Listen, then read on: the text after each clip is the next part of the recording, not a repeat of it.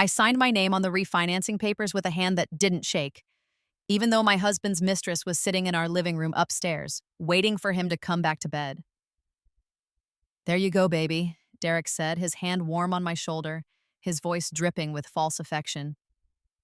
"I know it seems scary putting it all in your name, but this way we protect my business assets. You understand, right? It's for us." I understood perfectly. I understood because I'd lived through this before. 3 months from now, in my previous life, Derek would file for divorce. 6 months from now, I'd discover that the refinance had been a trap. He'd taken out a second mortgage I didn't know about, forged my signature on loan documents, and bled our home equity dry to fund his new life with Melissa. By the time the lawyers finished picking over my bones, I'd lost everything: the house, my savings, even my mother's jewelry he'd somehow accidentally pawned. I'd died 2 years after that, alone in a studio apartment, from a stroke brought on by stress and untreated hypertension. I was 34 years old. Then I woke up in this body, in this moment, 6 months before the refinancing that would destroy me. 6 months to change everything. "Of course I understand," I said, smiling at him the way I used to, trusting, naive, stupid. "We're a team." Derek's relief was palpable. He thought he'd won already. He pressed a kiss to my forehead and I didn't flinch, even though I could smell Melissa's perfume on his shirt. "I'll take these to the bank tomorrow. You get some rest. I know you've been tired lately."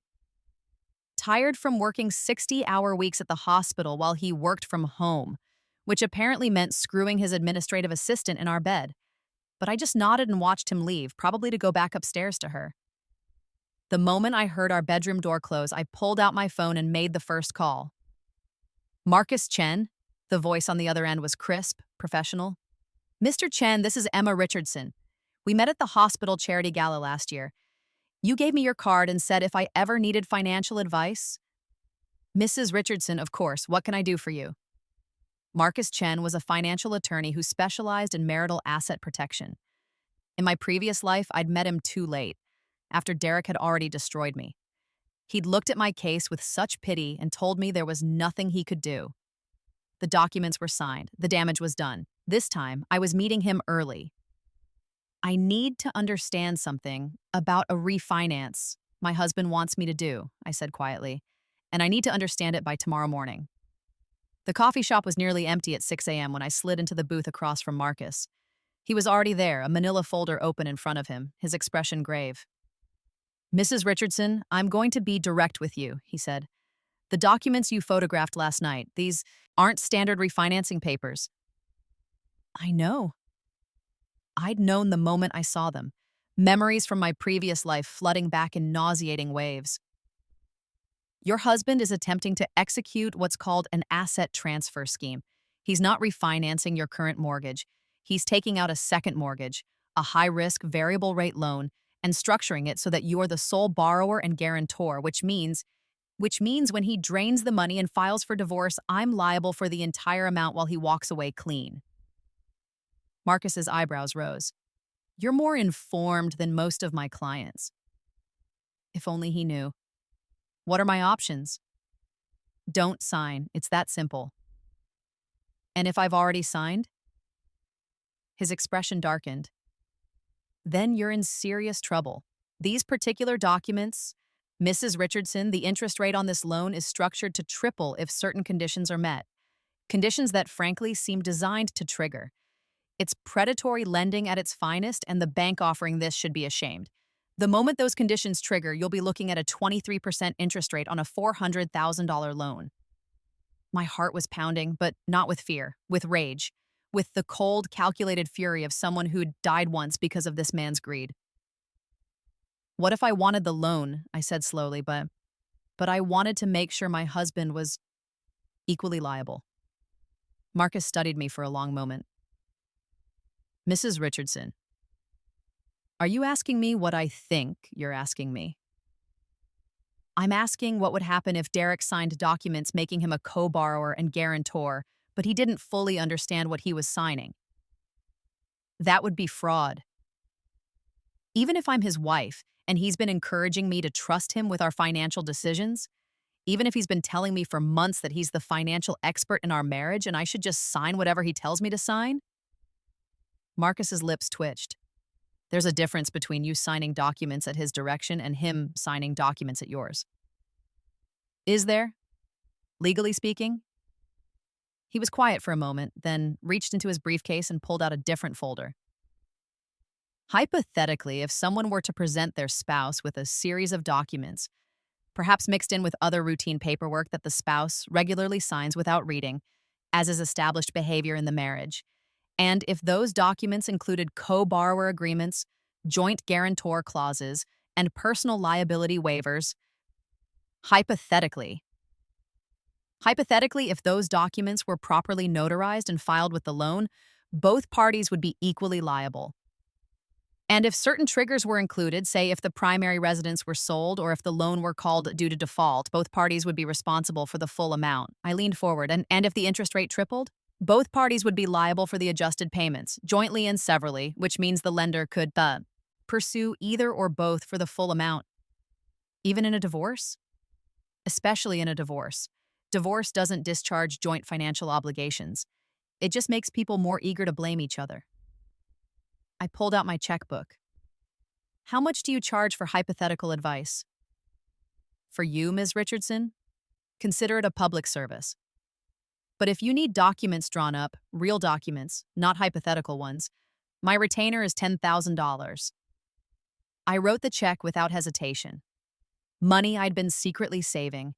Money Derek didn't know about because he'd long ago stopped paying attention to anything I did. Draw up everything I need, I said, and make it ironclad. Derek came home that evening with flowers, which would have been touching if I hadn't seen the charge on our credit card statement for Melissa's bracelet, purchased the same day at the same mall. Baby, I've been thinking, he said, presenting the roses with a flourish. We should celebrate the refinancing. Maybe go away for the weekend, just you and me. Just me, him, and probably Melissa in the hotel room next door, if my previous life was any indication. That sounds wonderful, I said, taking the flowers. Actually, I was looking at the papers more carefully and I had some questions. His smile tightened fractionally. Questions? Just some things I didn't understand. About the loan structure and the interest rate. I thought maybe we could sit down together and you could explain it to me. You're so much better at this stuff than I am. The tension left his shoulders. Of course. Stupid little Emma, needing her big, strong husband to explain basic finances. Never mind that I managed a hospital department budget of $3 million. Never mind that I just finished my MBA night classes last year. Of course, baby, but honestly, it's pretty standard stuff. The bank already approved everything. We don't want to hold up the process with too many questions, you know? These rates won't last forever. No, they wouldn't. In fact, according to Marcus's research, the promotional rate on this particular loan product was set to expire in exactly 3 weeks, at which point the rate would jump from 7.5% to 23%, unless the borrower met certain conditions that included maintaining a credit score above 750. Mine would tank the moment Derek started missing payments, keeping the loan-to-value ratio below 70%, impossible once Derek drained the equity, and making no late payments for 12 consecutive months, laughable when Derek controlled all the money. It was a trap designed to spring shut, and in my previous life, it had caught me perfectly. You're right, I said, giving him my best trusting smile. I'm probably just overthinking it. Why don't you bring all the documents home tomorrow and we can sign everything together? I'd feel better if we did it as a team. That's my girl. He kissed my forehead again, and I wondered if he'd kissed Melissa the same way or if he saved the patronizing affection just for his wife. The next evening, Derek spread the papers across our dining room table with the confidence of a man who thought he'd already won. Okay, so this is the promissory note. This is the deed of trust. This is the disclosure statement. He was talking fast, flipping pages, pointing at signature lines. The same technique he'd used before, designed to confuse and overwhelm, but I'd spent the last 24 hours memorizing every word of these documents with Marcus, and I'd spent the morning at a notary's office with a woman Marcus trusted, getting my own set of papers prepared. This is a lot, I said, playing my part. Maybe you should just show me where to sign? Exactly. See, you get it. Just here and here, an initial here. Wait, I said, reaching for my purse. I brought some stuff too, from work. Just boring HR paperwork they need signed. Do you mind? I figured since we're already signing things, I pulled out my own stack of papers, carefully prepared, updated beneficiary forms for my 401k, or so the top sheet claimed, insurance documents, a power of attorney for medical decisions, and buried in the middle, printed on identical paper in identical formatting, co-borrower agreements for the refinance, joint guarantor documents, personal liability acknowledgments, every single trap Derek had set for me now set for him. Sure, baby, whatever. He was barely looking, already reaching for a pen. This was the pattern we'd established over 8 years of marriage. Derek made the financial decisions. I handled the boring paperwork from work and doctor's appointments and household bills. He signed what I put in front of him the same way I'd signed what he put in front of me. Except this time, I'd read every word.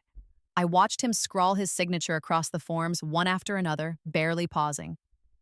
The notary I'd hired had arrived right on schedule. A pleasant older woman Derek assumed was from the bank. "Mr. Richardson, if you could just confirm your identity," she said, checking his driver's license with professional efficiency. He did, barely paying attention, already turning back to his own papers. "And Mrs. Richardson." She notarized my signatures too, then quietly packed up her stamp and folder. "You should receive copies of all documents within 3 business days." "Thank you so much," I said warmly. Derek didn't even look up. The loan funded on a Tuesday. $400,000 deposited into an account in my name only. I transferred it immediately to an account Derek had access to, because that's what a trusting wife would do. By Wednesday, $50,000 had vanished into a business investment I knew was actually a down payment on a condo for Melissa. By Friday, another $75,000 had evaporated into market opportunities. I documented everything: screenshots, bank statements, paper trails. Marcus was building a file that would make the prosecutors weep, with joy when the time came. But I wasn't ready yet, because Derek wasn't just stealing money, he was planning something bigger. On Saturday, 2 weeks after the refinancing, I came home early from the hospital to find him on the phone in his office, door cracked open. "No, she has no idea. Yes, I'm sure. The house is completely in her name now, the loan, everything. My business assets are protected. You can file the papers next month." His divorce attorney, right on schedule. "And the girlfriend?" the voice on speakerphone asked. "Melissa's already looking at houses. We found a great place in Scottsdale. 4 bedrooms, pool, the works. I'll have my share of the business proceeds and she'll be stuck with all the debt. It's perfect." I eased away from the door, my heart hammering, not with fear this time, with vindication. Because Derek didn't know that his name was on those loan documents too. He didn't know that the share of business proceeds he was counting on was about to disappear into legal fees. He didn't know that the interest rate he'd engineered to destroy me was going to destroy him instead. But he was about to find out. The trigger was the late payment. In my previous life, Derek had drained the bank accounts and stopped making mortgage payments, tanking my credit and triggering the interest rate spike. The house had gone into foreclosure while I was still trying to understand what had happened. This time, I made sure the late payment happened exactly the same way, except now it was our late payment. Joint and several liability meant we were both responsible. Both our credit scores would tank. Both our names would be on the foreclosure notice. The difference was I was ready for it. The letter from the bank arrived on a Monday morning, 3 months after the refinancing. Derek grabbed it from the mail pile, probably expecting another routine statement. I watched from the kitchen as his face went white.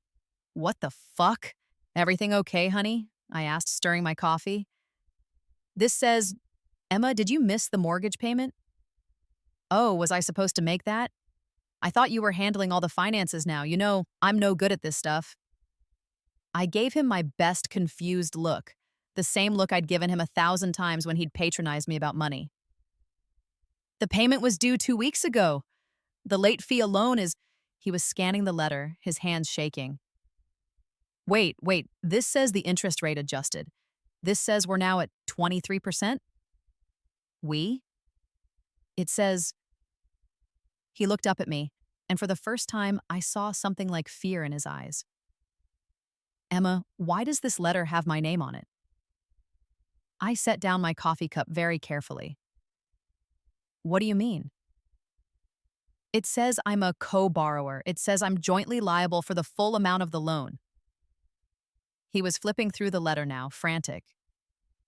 This can't be right. I never signed anything making me a co-borrower. The whole point was that this loan was in your name only. He stopped. I watched him realize what he'd just said. The whole point was that the loan was in my name only, I repeated softly. So that when you divorced me and left me with all the debt, you'd be protected. Is that what you were about to say, Derek? His mouth opened, closed. Emma, I don't know what you think you heard. I heard you on the phone with your attorney 3 weeks ago. I heard you planning to file for divorce, move to Scottsdale with Melissa, and leave me drowning in debt while you took your business proceeds and started fresh. The color drained from his face completely now. You were spying on me? I was living in my own house. You were plotting fraud in your home office with the door open. I pulled out my phone and opened the folder Marcus had helped me prepare. I have recordings, Derek. I have bank statements showing where the loan money went. I have documentation of every transfer, every business investment, every dollar you've stolen, and I have your signature on every single co-borrower document making you equally responsible for this loan. That's impossible. But he was reaching for his office, scrambling for his files. And I knew the moment he found the papers I'd mixed in with his routine signatures. I knew because I heard his howl of rage from 3 rooms away. He stormed back into the kitchen, papers clutched in his fist. You tricked me! I did what you told me to do, I said calmly. I brought you papers to sign. You signed them without reading them, trusting me to handle the boring details. Isn't that what you always told me to do? Just sign where you tell me to sign and not ask questions? This is fraud. I'll sue you. You'll what? Tell a judge that your wife tricked you into signing financial documents without reading them? That you, a successful businessman, didn't bother to check what you were putting your signature on? I smiled. Please do. I'd love to explain to that same judge why you wanted me to refinance our house in my name only and where exactly that $400,000 went. I'm sure Melissa will look great on the witness stand. Derek's face was purple now. You can't prove any of this. Actually, I can. Because you were so confident I was too stupid to notice. You didn't hide anything, Derek. You just assumed I wouldn't look. But I have everything. Bank records, phone records, the emails between you and Melissa about the Scottsdale house, the texts about the investment opportunities that were really just you moving our money into accounts I didn't have access to. I paused. And I have your signature on documents admitting you understood the terms of this loan. Terms that include joint and several liability for the full amount, including the adjusted interest rate. He was shaking now. The interest rate, Emma, that's over $7,000 a month. You can't what? Afford it? I tilted my head. That's interesting, because when you thought I'd be the only one paying it, you didn't seem very concerned. This will ruin both of us. No, Derek. It will ruin you. Because I've already filed for legal separation and notified the bank that I'm disputing the loan on the grounds of fraud. I have documentation that you forged my signature on the loan disbursement request. Remember those $50,000 and $75,000 transfers? I never authorized those. You did, using your access to my accounts. His eyes were wild now. But you gave me access. To our joint accounts, yes, not to the loan proceeds account, which was in my name only. You accessed that account using my login credentials you obtained without my knowledge. I'd changed my passwords the day after the loan funded, but not before Derek had used them. Marcus had been very clear about how to document this particular flavor of identity theft. You're insane, Derek breathed. You've destroyed us both. I've destroyed you, I corrected. I'm going to be fine, because unlike you, I didn't spend the loan money on a mistress and a future love nest. I spent it on legal fees and a very good forensic accountant who's currently helping the FBI build a case against the loan officer who approved this predatory product. Turns out selling loans designed to trap borrowers in impossible terms is illegal. Who knew? That was the final piece, the one that would make this truly beautiful. The loan officer, Derek's college buddy, the one who'd promised him this scheme would work, was already under investigation. When the FBI traced the money and found Derek's involvement, found evidence he'd known exactly what he was doing, had planned specifically to defraud his wife and the bank, well, there were prisons for that kind of thing. "You'll never get away with this," Derek said, but his voice was weak now. He could see the walls closing in. "I already have. The divorce papers will be served tomorrow. The bank has been notified that you're the co-borrower and joint guarantor, so they'll be pursuing you for the full amount of the loan, including the adjusted interest rate and late fees. Your business assets? They're not protected because you signed personal guarantees. Your credit? Destroyed? Your relationship with Melissa?" I smiled. "Well, I took the liberty of sending her some documentation, too. Turns out she didn't know you were still married. Something about you telling her the divorce was already final?" Derek's face crumpled. "Emma, please, we can work this out. I made mistakes, but we can nothing." I stood up, gathering my coffee cup. "You know what's funny, Derek? You spent so much time thinking I was stupid. Too trusting, too naive, too focused on my little nursing job to notice what you were doing. But you never asked yourself why a woman with an MBA and a department director position would play dumb about finances. You never wondered why I was so willing to sign whatever you put in front of me." "Why?" he whispered. "Because I was documenting everything, building my case, waiting for you to hang yourself with your own rope." I paused at the kitchen door. "And because in another life, you already did this to me. You destroyed me, Derek. You took everything and left me with nothing, and you never looked back. You never even felt guilty." "What are you talking about? Another life?" I smiled. "Doesn't matter. What matters is that this time I knew exactly what you were planning, and I made sure that when you pulled the trigger, the gun was pointed at your own head." I left him there, standing in our kitchen, holding the papers that proved his own destruction. The divorce took 6 months to finalize. 6 months of Derek scrambling to find lawyers, to contest the co-borrower documents, to prove fraud that didn't exist because every signature was genuinely his, witnessed and notarized. 6 months of him watching his life collapse. The bank pursued him relentlessly for the loan payments. When he couldn't make them, when his business accounts were frozen due to the ongoing FBI investigation, when Melissa left him for someone with better financial prospects, when his credit cards were maxed and his assets seized, they filed for foreclosure. On both of us, technically. Joint and several liability meant we were both responsible. But I'd been prepared for that too. Marcus had helped me file bankruptcy strategically, documenting Derek's fraud and my lack of knowledge about the true terms of the loan. The bankruptcy judge had been sympathetic, a woman who'd clearly seen this kind of financial abuse before. She'd discharged my portion of the debt and issued an order that the bank could only pursue Derek for the remaining balance.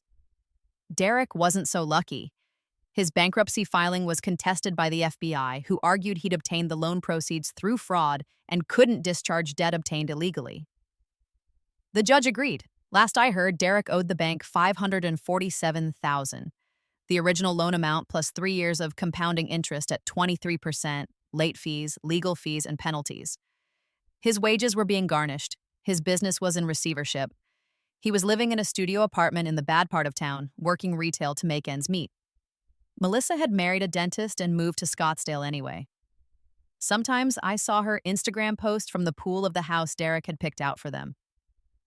As for me, I sold my mother's jewelry, the pieces Derek had pawned in my previous life, the ones I'd hidden in a safety deposit box this time around.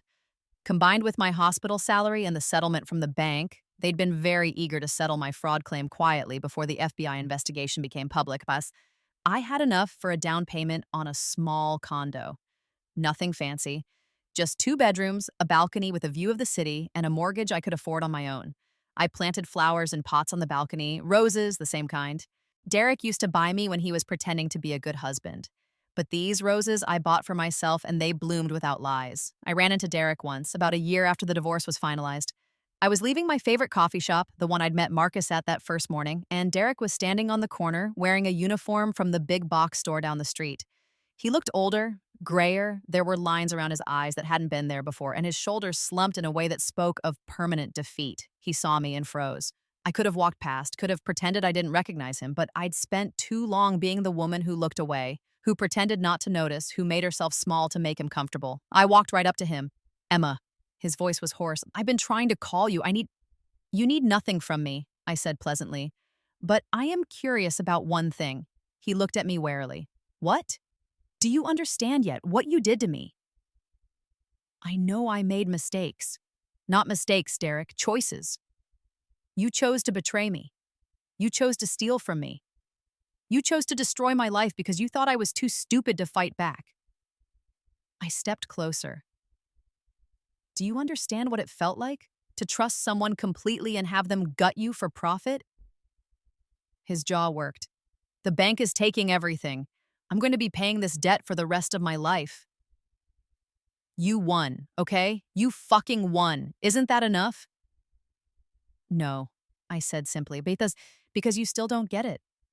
You think this is about money, about the house or the debt or the bankruptcy, but it's not. It's about the fact that you looked at me, someone who loved you, who trusted you, who would have done anything for you, and you saw a mark, a victim, someone to use and throw away. I'm sorry, he whispered. Emma, I'm so fucking sorry. I know you are. You're sorry you got caught. Sorry you're suffering. Sorry your plan didn't work. I smiled.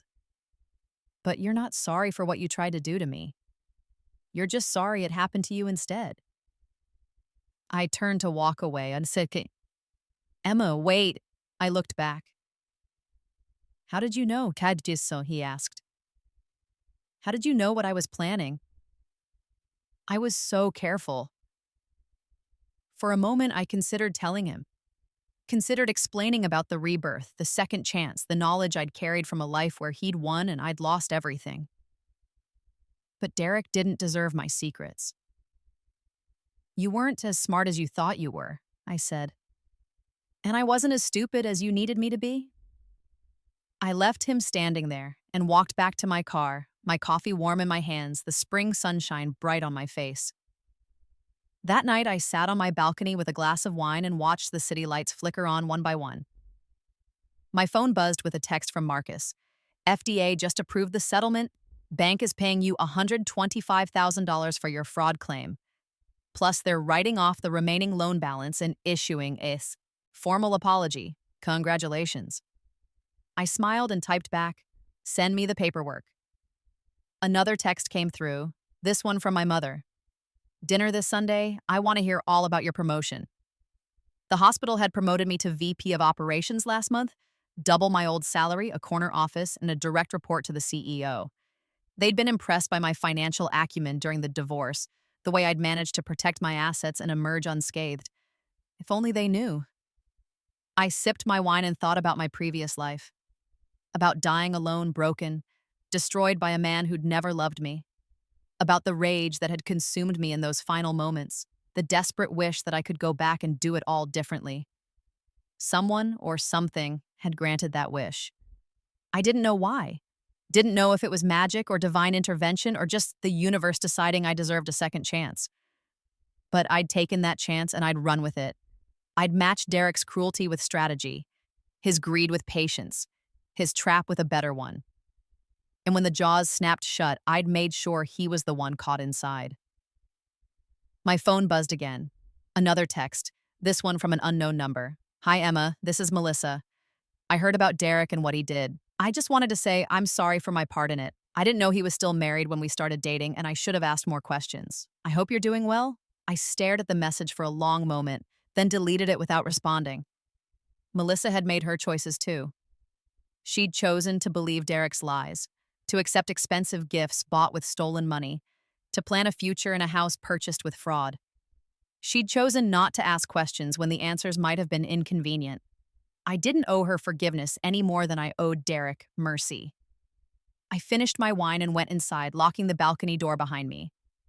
Tomorrow, I had a full day, a meeting with the CEO about next year's budget, lunch with my mother, an evening appointment with my real estate agent to look at a bigger place. A house, maybe? Something with a garden? Room to grow? I'd earned it. The roses on my balcony swayed in the night breeze, their petals soft and fragrant. I'd planted them myself, chosen them myself, paid for them myself, and unlike the roses Derek used to bring me, already dying, cut at the stem, beautiful but temporary, these roses had roots. They would bloom again next spring, and the spring after that, and the spring after that. They would bloom long after Derek's debts were paid, long after his regrets faded into bitter acceptance, long after everyone forgot he'd ever existed. They would bloom because I'd planted them in good soil, in honest ground, in a home that was truly mine, and I would bloom with them. 5 years later, I stood in the backyard of my new house, a 4-bedroom Victorian with a wraparound porch and a garden that sprawled across half an acre, and watched the sunset. Over the roses I'd planted, red roses and white roses and yellow roses, climbers and tea roses and antique varieties. They covered the arbor I'd installed last spring and spilled over the fence into wild profusion. The garden was my favorite place now, my sanctuary, the place I came to remember who I was and who I'd become. I was the VP of operations at the hospital with a 7-figure salary and stock options that matured next year. I was the author of a best-selling memoir about financial abuse and recovery, published under a pseudonym, carefully scrubbed of identifying details. I was the anonymous donor who'd funded a legal aid clinic for women going through divorce. I was the woman who'd died and come back and refused to be a victim twice. My phone rang. Marcus. Emma, I have news. Good news or bad news? Depends on your perspective. Derek filed for bankruptcy again. This time the judge approved it. I processed that. So he's clear of the debt? Yes and no. The loan is discharged, but the fraud conviction stays on his record. He'll never be able to get decent credit again. And he still owes restitution to the other victims of the loan scheme. The FBI identified 17 other borrowers who were trapped in similar predatory loans. How much? About $200,000 total, split among all the perpetrators. Derek's share is around $35,000. He'll be paying that off for the next decade at least. I smiled. Good. You're surprisingly cheerful about this. I'm not cheerful about his suffering, Marcus. I'm cheerful about his accountability. There's a difference. If you say so. He paused. You know, I've been doing this for 20 years, and I've never seen anyone play the long game the way you did. Most people want immediate revenge. They want to hit back right away. But you waited. You planned. You made sure every domino was in exactly the right place before you pushed the first one over. I had good motivation. You had good instincts. And you had the patience to let those instincts play out. Another pause. I'm proud of you, Emma. I know I'm just your lawyer, but you're my friend, I interrupted. And I couldn't have done any of this without you. You could have. You would have found another way. Women like you always do. After we hung up, I walked through my garden, touching the petals of the roses, feeling the thorns beneath. Beautiful and dangerous, soft and sharp, like me. I thought about Derek sometimes, but less and less as the years went on. He was a chapter in my story, not the whole book. A villain I'd defeated, not a monster I'd carry forever. I thought about my first life more often. About the woman I'd been, trusting, naive, unprepared. About her death, alone and afraid and broken. She deserved better. She deserved someone to fight for her. So I had. I'd fought for her and for me and for every woman who'd ever been gaslit into signing away her future. I'd fought smart and I'd fought dirty and I'd won. And now I stood in my garden, in my house, in my life, and I was free. The sun dipped below the horizon, painting the sky in shades of rose and gold. My roses glowed in the fading light, their scent heavy and sweet. I'd planted them in the ashes of my old life, and they'd grown into something beautiful, just like me. The email came on a Tuesday morning, 6 years after the divorce was finalized. Dear Ms. Richardson, my name is Sarah Chen. I'm Marcus Chen's daughter, and I'm a journalist working on a story about predatory lending and financial abuse in marriage. My father mentioned, in very vague terms respecting attorney-client privilege, that he'd worked with a client who'd successfully defended herself against a particularly sophisticated fraud scheme. I'm writing to ask if you'd be willing to speak with me about your experience. I understand if you want to remain anonymous. In fact, I'd prefer it for the story's purposes. I'm trying to expose the systemic issues that allow this kind of abuse to happen, and I think your case could help other women recognize the warning signs. If you're interested, please let me know. No pressure either way. Best regards. Sarah. I stared at the email for a long time. Then I thought about the women Derek had dated after me. The young administrative assistant who'd trusted him, the retail worker who'd believed his lies. I thought about the other victims of the loan scheme, the 17 borrowers Marcus had mentioned, the dozens more who'd probably never reported it.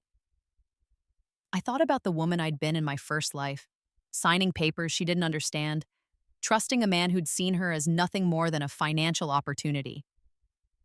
And I thought about the woman I'd become, strategic, careful, free. I hit reply, Sarah, I'd be happy to talk. Let's meet for coffee. Emma. The article ran 3 months later in a major financial magazine. The Refinance Trap: How Predatory Lenders and Abusive Spouses Collude to Destroy Women's Financial Lives. It was damning, detailed, devastating. Sarah had tracked down 12 other victims of similar schemes. She'd interviewed bankruptcy attorneys, financial advisors, and FBI investigators. She'd exposed the network of corrupt loan officers and divorce attorneys who worked together to trap vulnerable women in impossible debt. And in the center of it all was my story, anonymized but recognizable to anyone who'd lived it. The response was immediate and overwhelming. Women reached out by the hundreds, sharing their own stories of financial abuse and manipulation. Lawyers contacted me offering pro bono services to victims. Legislators proposed new laws to protect borrowers from predatory lending practices. The loan officer who'd helped Derek, his college buddy, the one who'd thought he'd never get caught, was sentenced to 8 years in federal prison. Derek was mentioned only briefly, one of many perpetrators, his name lost in the crowd of men who'd chosen greed over love, deception over honesty, exactly as he deserved. On the 7-year anniversary of my rebirth, the day I'd woken up in my old body with memories of a life not yet lived, I threw a party. Nothing extravagant, just close friends, good wine, and a garden full of roses in full bloom. Marcus came and Sarah. My mother, who'd never liked Derek but had been too polite to say so until after the divorce. My colleagues from the hospital, the women from my divorce support group, the one I'd started 3 years ago. We ate and drank and laughed, and when the sun set and the fairy lights came on in the trees, someone asked me to make a toast. I stood on my back porch looking out at the faces of the people who'd supported me, who'd believed in me, who'd helped me build this new life. 7 years ago, I said, I made a choice. I chose to stop being a victim and start being a fighter. I chose to take control of my own story, even when that meant doing hard things, scary things, things I'd never imagined I was capable of. I paused, gathering my thoughts. Someone told me once that the best revenge is living well. And they were right, but they were also incomplete.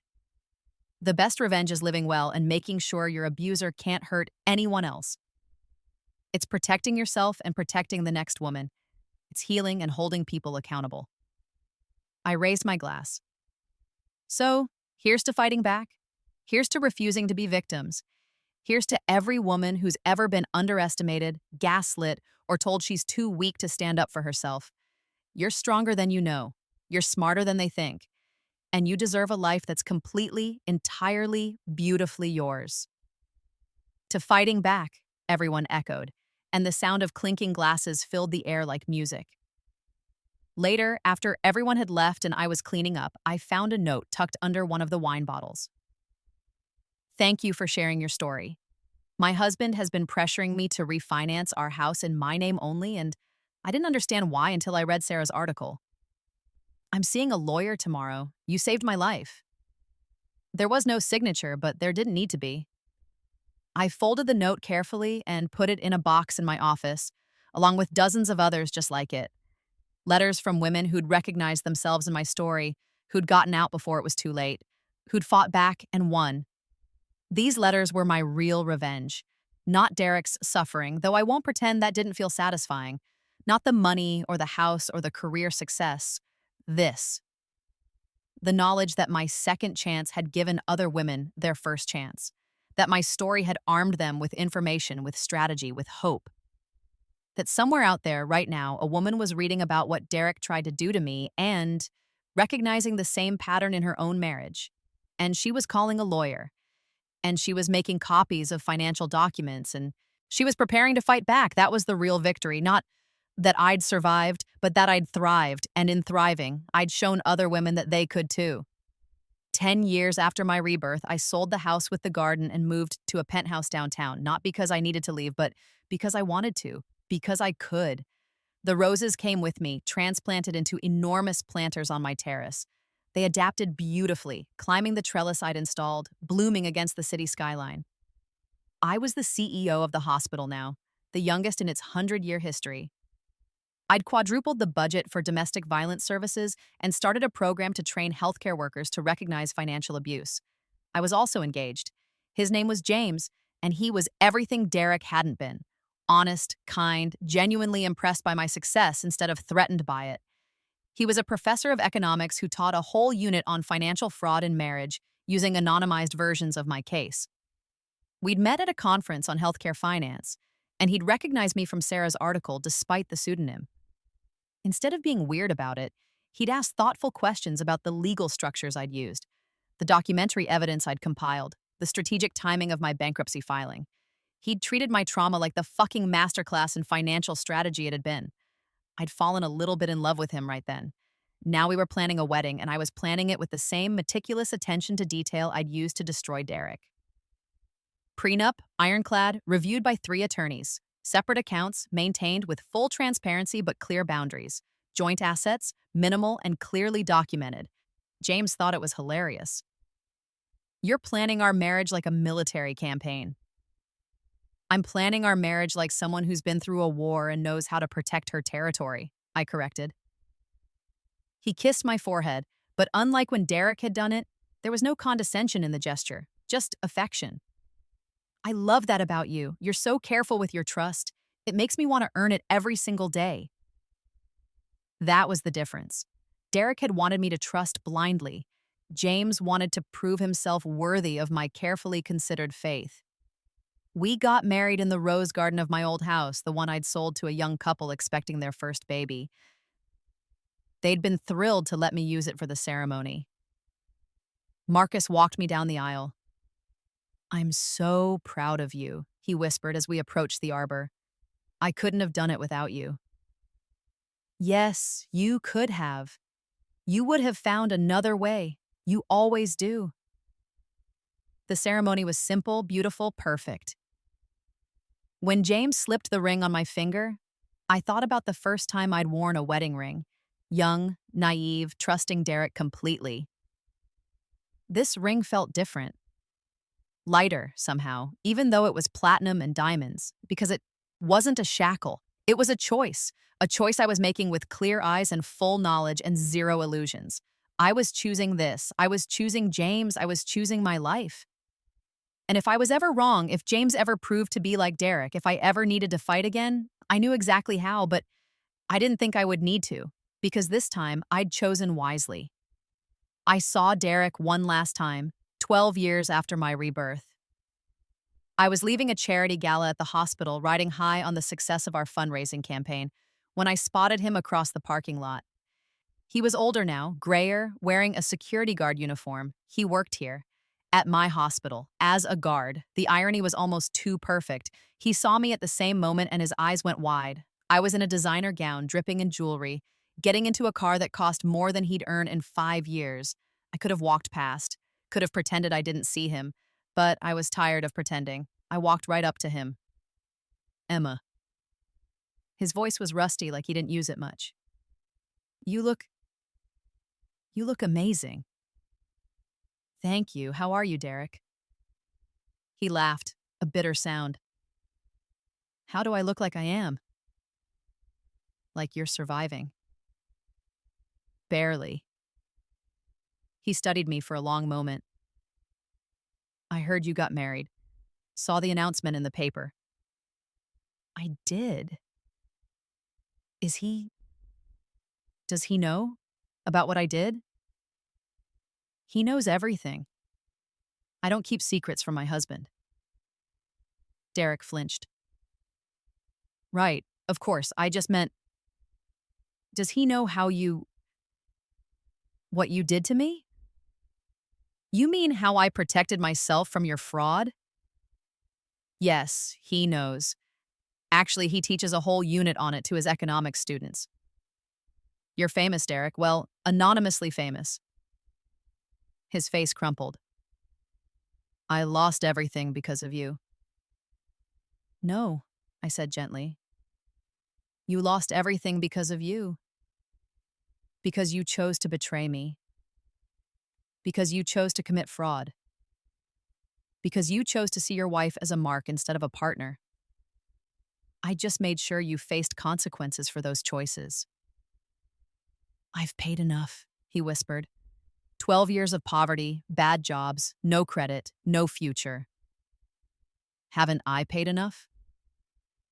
I thought about my first life, about dying alone at 34, destroyed by this man's greed, about the woman I'd been, who'd never gotten justice, never gotten revenge, never gotten free. No, I said. You haven't, because you're still alive. You still have a future, even if it's not the one you wanted. You still have chances, choices, possibilities. Which is more than you left me in my. I stopped myself. Derek was staring at me. In your what? In your plan, I finished smoothly. More than you left me in your plan for my life. You were going to destroy me completely, Derek. Leave me with nothing but debt and shame and ruin. The only reason you didn't succeed is because I was smarter than you expected. You were never stupid, he said quietly. I was just arrogant. I thought I could manipulate you because you loved me. Thought your love made you weak. It did make me weak. In another world, it destroyed me completely.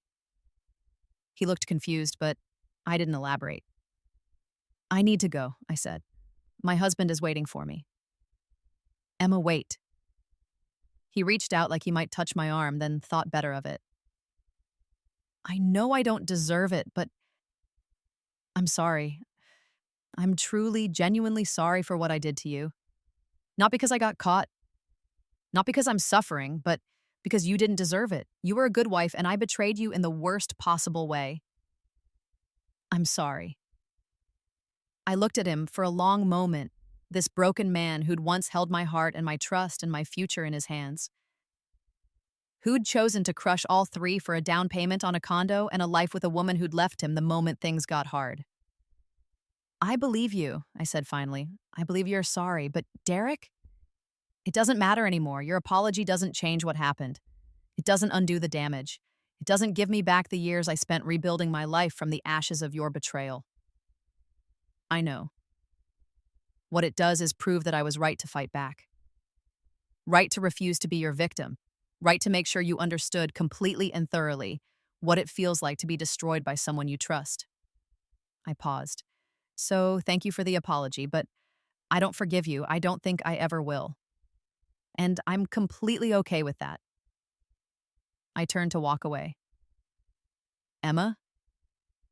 I looked back one last time.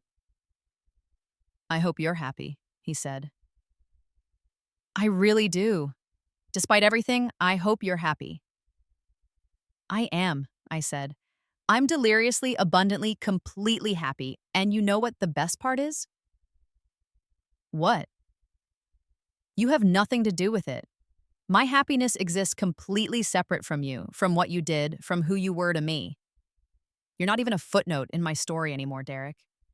You're just someone I used to know. I left him standing there in the parking lot and walked to my car where James was waiting. Everything okay? He asked as I slid into the passenger seat.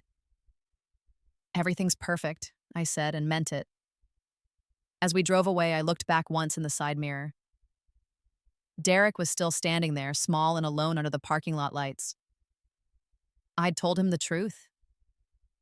I was happy, gloriously, impossibly happy. And I'd built that happiness myself, stone by stone, choice by choice, rose by rose. Derek had tried to destroy me, and instead, he'd forged me into something stronger, something unbreakable, something free. 15 years after my rebirth, I published a book under my real name. Not a memoir, a guide. Fighting Back, a strategic approach to financial abuse in marriage. It was everything I'd learned, everything I'd survived, everything I'd used to protect myself and other women. Practical advice, legal frameworks, warning signs, documentation strategies. How to build a case. How to protect assets. How to fight back without putting yourself in danger. How to win. The book was dedicated to two women. For the woman I was in another life who deserved better. For the woman I became in this one who made sure she got it. It became a bestseller. Women's groups used it as a textbook. Lawyers recommended it to clients. Domestic violence shelters kept copies on hand. And somewhere out there in towns and cities I'd never visited, women were reading my story and recognizing themselves in it. They were making copies of financial documents. They were consulting lawyers. They were preparing to fight back. They were refusing to be victims because I'd shown them how. On the day the book hit the bestseller list, James took me to dinner at the most expensive restaurant in the city. We toasted with champagne that cost more than my first car. To you, he said, raising his glass. The smartest, strongest, most strategic woman I've ever known. To me, I agreed, clinking my glass against his. And to every woman who's ever been underestimated. That night, I dreamed about my first life. About dying alone, afraid, destroyed by a man who'd never loved me. But this time, when I woke up in that hospital bed, when I felt the stroke taking me, I wasn't afraid. Because I knew something the dying woman didn't. I knew I'd get another chance. I knew I'd fight back. I knew I'd win. And I knew that my story, both stories, the tragedy and the triumph, would help other women win too. I woke up in my penthouse, in my bed, next to my husband.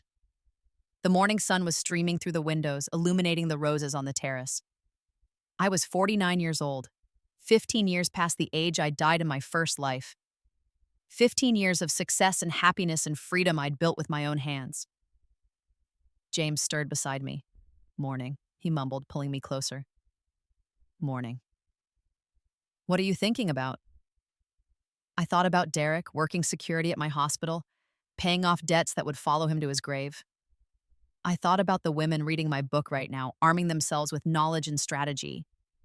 I thought about the life I'd lived and the life I'd lost and the life I'd built from the ruins of both. I'm thinking about roses, I said. Roses? How they have thorns. How they're beautiful, but they can hurt you if you're not careful. How they bloom every spring, no matter how harsh the winter was. That's very poetic for 6 a.m. I smiled. I'm a poetic person. You're a strategic genius who occasionally says poetic things about roses. I can be both. He kissed my shoulder. I love both. We lay there in the morning light, comfortable and content, and I thought about all the versions of myself I'd been. The naive woman who'd trusted blindly. The dying woman who'd regretted everything. The reborn woman who'd fought back. And now the woman who'd won. Not just won against Derek, won at life. Won at happiness. Won at building something beautiful from something broken. My phone buzzed on the nightstand and email from my publisher, Emma. Amazing news. Fighting Back just hit #1 on the NYT list, and we've had 17 major book clubs request you for speaking engagements. Your story is changing lives. I smiled and set the phone down. 17 book clubs. 17 groups of women who wanted to hear how I'd fought back, how I'd won, how they could too. 17 more chances to make sure my rebirth meant something. That my second chance helped other women get their first chance. That Derek's attempt to destroy me had backfired so completely that it had sparked a movement. Good news? James asked. The best news, I said. And it was, because 15 years ago, I'd woken up with a second chance and a choice. I could be a victim again, or I could fight back. I'd chosen to fight, and I'd won more than I'd ever imagined possible. Not just my freedom, not just my happiness, but the chance to help other women win their battles too. Derek had tried to make me small, weak, broken. Instead, he'd made me unstoppable, and now I was using that power to help other women become unstoppable too. That was my real revenge. Not his suffering, not his poverty, not his isolation. My revenge was thriving so completely, so abundantly, so publicly that my success became a roadmap for other women to follow. My revenge was turning his attempted destruction into my triumph. My revenge was making sure that every time he saw my name, on bestseller lists, in news articles, in charity announcements, he'd remember that he'd tried to break me and I'd refused to break, that I'd broken him instead. And then I'd moved on, built an empire, and forgotten he existed. That was the sweetest revenge of all. I got up and walked to the terrace, standing among my roses in the morning light. They were blooming, abundant and beautiful, their scent heavy and sweet. I'd planted these roses in celebration of my freedom. They'd bloomed every year since, faithful and constant and alive, just like me. Derek had tried to cut me down at the stem like his cheap grocery store roses. He'd tried to make me a temporary beauty, lovely but dying, destined to wilt and fade. But I'd had roots he didn't know about. Knowledge from another life, strategy and patience, and the burning desire to not just survive, but thrive. So I'd bloomed anyway, and I'd keep blooming, season after season, year after year, for the rest of my long and happy life. The roses swayed in the morning breeze, their petals soft against my fingers, beautiful and dangerous, soft and sharp, like me, always like me.